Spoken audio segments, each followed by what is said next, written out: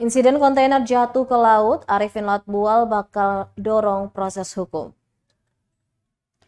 Komisi 3 DPRD Kabupaten Buru bakal mendorong proses hukum jika insiden kontainer jatuh ke laut terindikasi ada pelanggaran. Hal itu ditegaskan Sekretaris Komisi 3 DPRD Kabupaten Buru Arifin Latbual usai melihat langsung kondisi kawasan Pelabuhan Namelea Kamis 30 Maret 2023. Menurutnya selain kerusakan lingkungan, sektor ekonomi lainnya juga berdampak. Penjualan ikan di pasar Namelea seketika sepi pembeli. Kemudian nelayan bakal tak melaut padahal mereka tetap harus memenuhi kebutuhan hidup.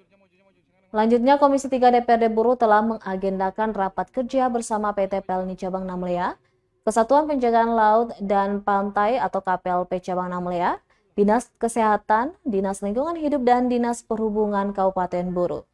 Selain itu, langkah awal yang harus dilakukan adalah uji laboratorium kondisi air untuk memastikan penyebab hingga dampak pencemaran, serta untuk menemukan solusi penanganan. Sebelumnya, ahli kimia anorganik Universitas Patimura Ambon, Profesor Justinus Male dan tim Dinas Lingkungan Hidup Provinsi Maluku mengambil sampel di kawasan perairan dan pelabuhan Namelea Kamis 30 Maret 2023.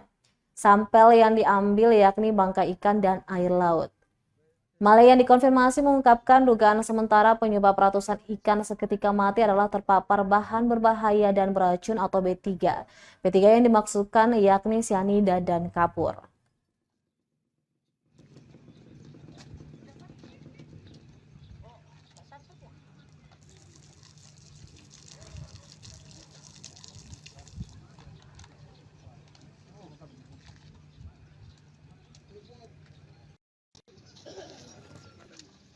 Terima kasih sudah nonton.